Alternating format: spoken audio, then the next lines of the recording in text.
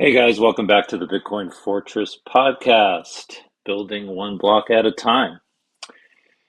Today is Sunday, April 5th, 2026, and this is episode 210. We are at block height 943794. Moscow time is 1484, and fees are 1, 1, and 3.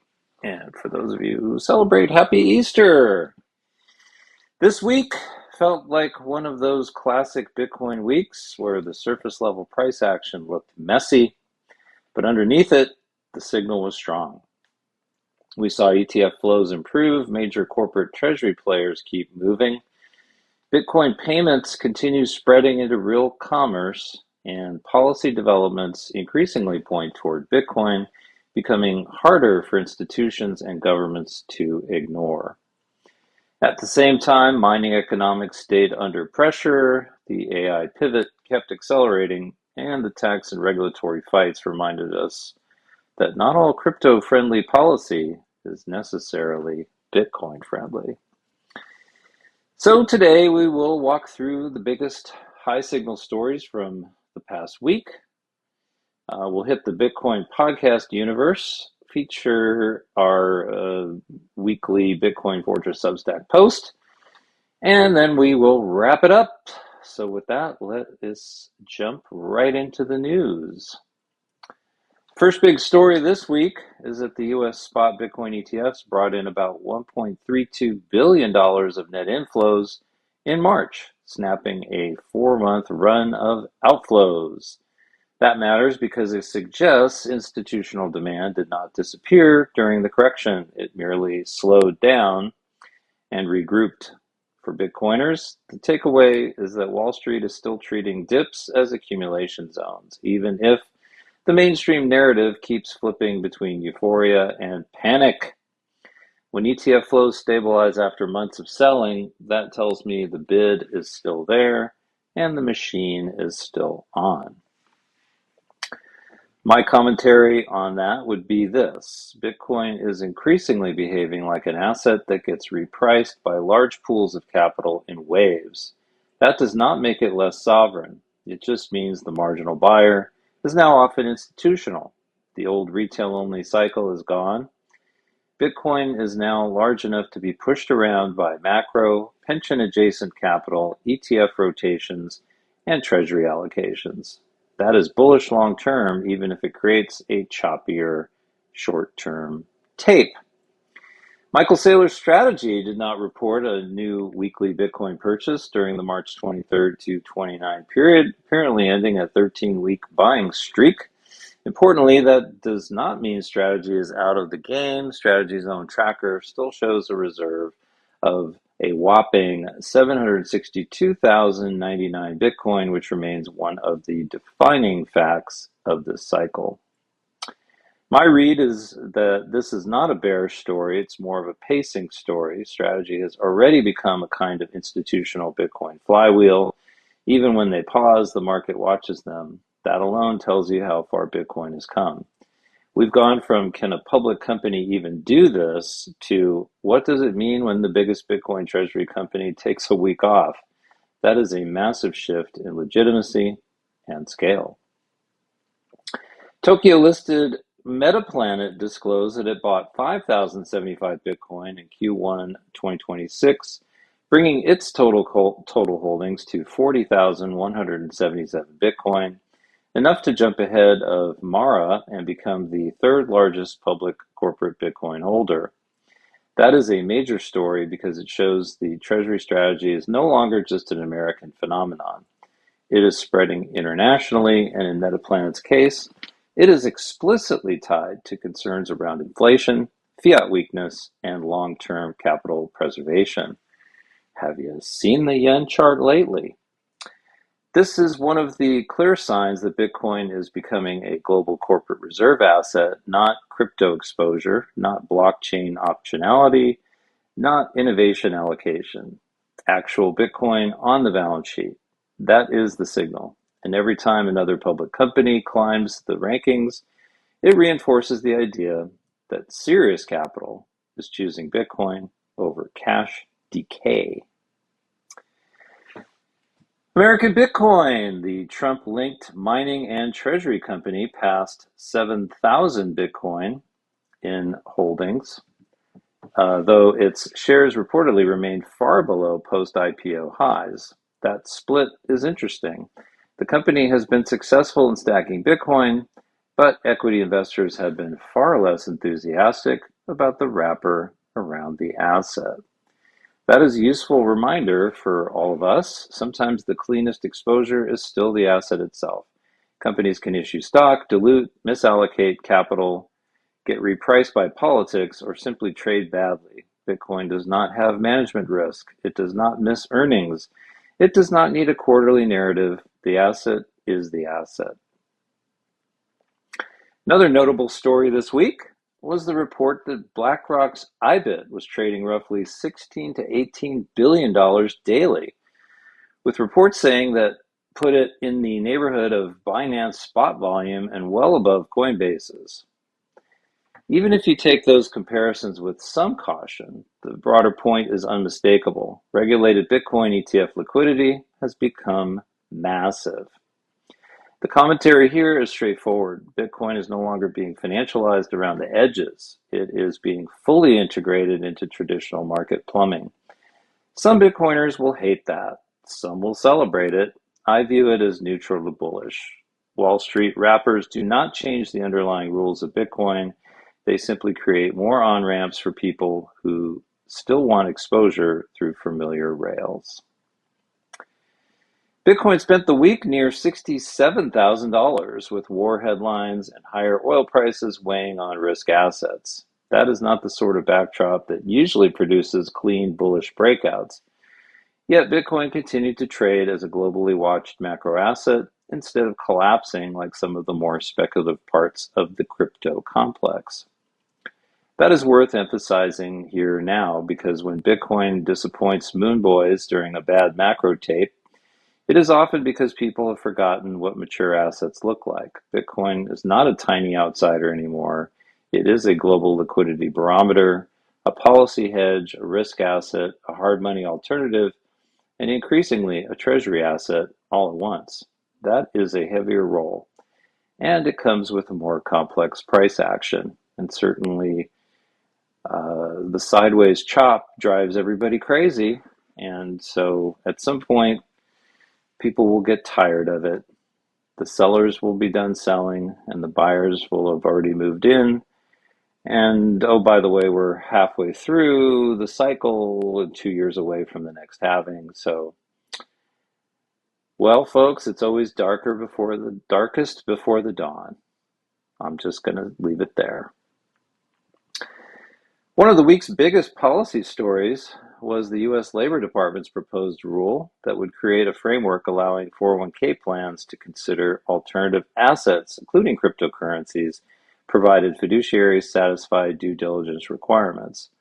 The rule includes a safe harbor concept for trustees who properly evaluate performance, liquidity, fees, valuation, and complexity. This is a huge deal because it pushes Bitcoin one layer deeper into the retirement industrial complex. It does not mean every 401k suddenly goes full Bitcoiner, but it does mean the conversation moves from absolutely not to under what conditions. That is how institutional normalization happens, slowly, bureaucratically, and then all at once. Of course, part of that initiative will also allow 401ks to purchase private equity stakes, which feels a lot like dumping bags on retail. So be careful out there. The updated Parity Act draft became a major talking point because it reportedly offered a $200 de minimis exemption for certain stablecoin transactions while leaving Bitcoin out. That rubbed a lot of Bitcoiners the wrong way, and understandably so.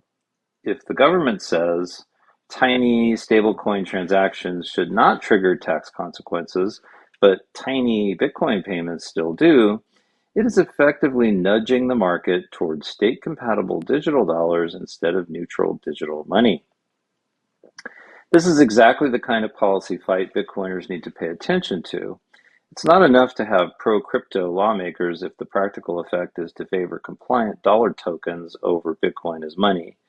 Bitcoin does not need special treatment. It should just not be singled out for worse treatment. This is where the phrase financial repression starts to feel very relevant. More on that later. Pew reported this week that Arizona and Texas are moving ahead with strategic Bitcoin reserve structures. And it noted that Texas lawmakers had already appropriated funds that were deposited into the reserve in Bitcoin, according to the state comptroller's office. Whether people like state reserves or not, this is now clearly a live policy trend rather than a fringe talking point. My take is that state adoption matters less for the direct amount of Bitcoin purchased and more for the precedent it sets.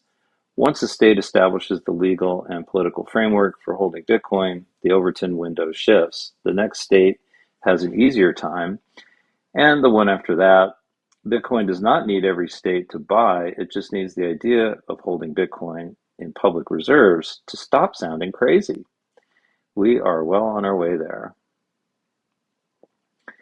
Bloomberg reported that a Bitcoin-backed municipal bond tied to the New Hampshire Business Finance Authority received a BA2 rating from Moody's. That is speculative grade, but it's still notable because this appears to be a first-of-its-kind product combining a municipal-style structure with Bitcoin backing. This is one of those stories that could sound gimmicky on first listen, but it's actually worth watching. Financial engineering always starts at the edge, then if it works, it spreads. The real significance is not whether you personally want to buy this bond, it is that Bitcoin is increasingly being used as collateral, reserve support, and financial infrastructure rather than merely as something people trade on exchanges. This week brought another wave of attention to Square's Bitcoin payments initiative. CoinDesk reported that Square was auto-enabling Bitcoin payments for millions of US businesses, while Square's own product pages show 0% Bitcoin payment processing fees. And the broader block announcement explains that Bitcoin payments on Square use the Lightning Network for near-instant settlement and were expected to reach eligible sellers in 2026. This is the kind of story Bitcoiners have been waiting for. Not another exchange listing, not another tokenized gimmick, actual merchant acceptance infrastructure from a real payments company. If Bitcoin is ever going to reassert itself as money and not just an asset, this is what it will look like. Boring point-of-sale integrations, fast settlement, and lower friction merchant adoption. Cash App's official terms show a $1 million in Bitcoin promotional campaign running from April 6th through April 10th. On its own, that may sound like a marketing fluff, but it's still interesting because it revives the old school idea of Bitcoin distribution as onboarding. My take, distribution still matters. The more people who touch Bitcoin directly, the better. We can debate whether giveaways attract tourists or future believers, but it's still healthier for Bitcoin to be put in people's hands than for the conversation to revolve entirely around ETFs, leverage, and paper exposure. Real users matter. Owners matter. Self-custody matters. Riot reported that in Q1 2026, it produced 1,473 Bitcoin, held 15,680 Bitcoin, sold 3,778 Bitcoin for $289.5 million in net proceeds, and increased deployed hash rate to 42.5 exahash per second. That is a revealing combination. Operational scale is still growing, but miners are also selling meaningful amounts of Bitcoin to fund operations and strategy. This is the post-halving mining reality in a nutshell. Public miners are no longer pure hodl everything stories. Many of them are turning into capital allocators, juggling power costs, debt, AI opportunities, treasury management, and investor expectations. That does not mean mining is broken. It means the easy era is over. Strong operators survive, weak ones adapt or get absorbed. CoinDesk and other reports highlighted that Bitcoin's network hash rate registered its first quarterly drop in roughly 6 years, with the shift tied to weak mining economics and a broader pivot by some miners toward AI infrastructure hosting. Oil above $100 and energy disruptions added more pressure to mining margins. This is a fascinating development. For years, critics argued miners would never have other productive uses for their infrastructure. Now, AI is emerging as a direct competitor for capital and power. I don't see that as bearish for Bitcoin long term. Bitcoin is anti-fragile. If marginal miners leave, difficulty adjusts, stronger operators survive, and the network rebalances. That is exactly what happened. And who knows, maybe you'll hit a block on your little home mining rig. You never know. Related to that, reports around the March 21st difficulty adjustment showed a 7.76% decline to 133.79 trillion at block height 941,472, one of the largest downward moves of the year. CoinDesk also reported miners were losing roughly $19,000 per Bitcoin produced at then current conditions, with average production cost around $88,000 per coin. Bitcoin mining is brutally self-correcting. When conditions get ugly, the network does not need a bailout committee or a central planner.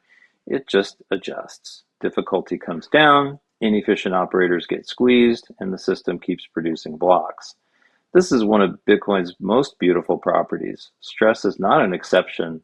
Stress is part of the design.